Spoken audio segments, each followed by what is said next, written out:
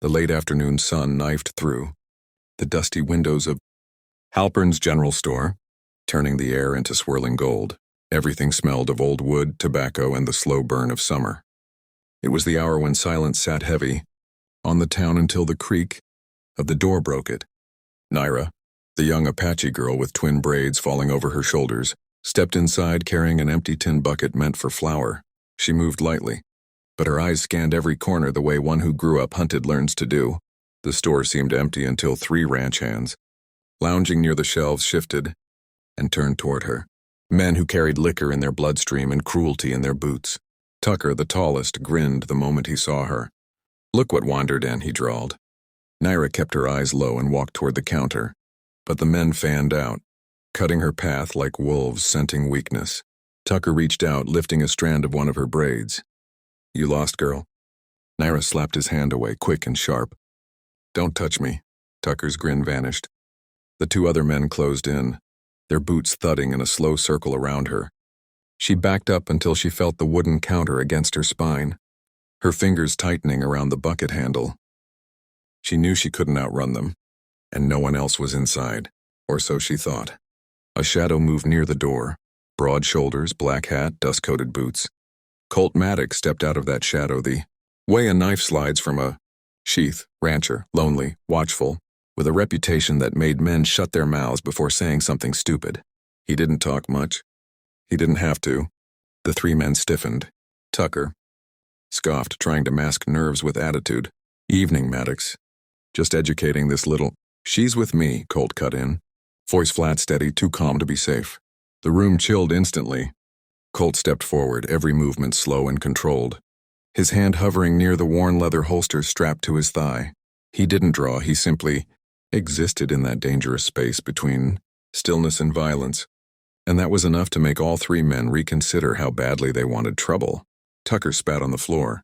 "Since when do you take in strays?" Colt's jaw flexed. "Walk away." The 2 men behind Tucker shifted, uneasy. They'd heard the stories, how Colt once single-handedly fought off 6 rustlers on the North Ridge, how his aim was quicker than his temper. Tucker stepped forward anyway.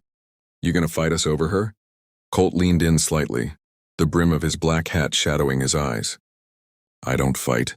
I finish." The store fell into dead silence except for the ticking of the wall clock. Tucker's confidence cracked. He motioned to his men. "Let's go. Ain't worth it." They shoved past Colt and left, the door slamming behind them. Naira let out a breath she didn't know she'd been holding. Colt turned to her, his voice gentler now. "You all right?" She hesitated. No white man had ever stepped between her and danger, not without expecting something in return. "Yes," she said finally. Colt nodded once. "Let's get your supplies." He filled her bucket with flour and dried beans, refusing the coin she tried to pay him with. "Keep it," he said. "No one should go hungry out here." She studied him, this quiet, dangerous man who owed her nothing. "Why help me?" Colt paused. His eyes, normally cold as steel, softened because someone needed to. Outside, thunder rolled across a sky reddened by sunset. A storm was coming. Naira felt it in her bones, and something told her this was only the beginning. Before she left, Colt spoke again. "If those men bother you again, you come find me." She swallowed. "Why?" "Because I said you're with me." She didn't know it yet, but those words would change both their lives and the fate of the entire valley. Before the chapter closes, the narrator's voice echoes like a campfire whisper. If you're enjoying this Wild West tale, saddle up and subscribe. There's a whole frontier of stories waiting. The storm that rolled over the desert that night wasn't the kind that brought rain. It brought trouble. Wind howled across the Maddox ranch, rattling the loose boards of the barn and carrying with it the distant echo of hooves. Colt stood on his porch, lantern swinging beside him, scanning the darkness. He had felt something was wrong ever since he left the general store. He couldn't shake the memory of Tucker's face, too proud to back down, too stupid to stay gone. Meanwhile, miles away at the edge of the canyon, Naira hurried through the narrow path that led to the small Apache camp where her grandmother waited. But when she reached the clearing, her breath froze in her chest. The camp was empty, abandoned, fires extinguished, footprints in the dirt, cowboy boots, 3 sets. She dropped her bucket, panic clawing at her throat. Tucker and his men had followed her. Rage burned inside her, something old and sacred. She ran, back toward town, toward the only person she knew who might stand against men like them. Toward Colt Maddox. Colt saw her before he heard her, silhouette stumbling toward him, breathless, terrified. He rushed down the steps. "Naira?" She grabbed his coat, trying to speak, words tumbling out in Apache and English. "They took her. My grandmother, please. We have to go now." Colt didn't hesitate. He grabbed his rifle, saddled his horse in seconds. "Climb up," he ordered. They rode out into the night, the storm wind whipping around them. Naira held on to him, trembling but determined. "I won't let them hurt her," Colt said, voice low but fierce. "I swear it." They tracked the men east, toward the abandoned silver mine. The place was a grave of broken timber and ghost stories. Lantern light flickered inside the entrance. Colt dismounted silently, helping Naira down. "Stay behind me," he whispered. But she stepped beside him instead. "We do this together." Colt almost smiled.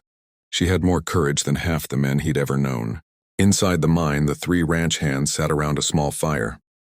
And Tucker held Naira's grandmother tied to a post. Colt stepped into the light like a shadow taking form. Naira walked. Beside him, her eyes blazing. Tucker stood smirking. "Back again, Maddox? You ain't leaving alive this time." Colt raised his rifle, but Tucker had already drawn. The mountain exploded with gunfire. Colt rolled behind a beam, firing back with deadly precision. The tight space amplified every shot, dust raining from the ceiling. One of Tucker's men dropped instantly. Another screamed and fled deeper into the mine.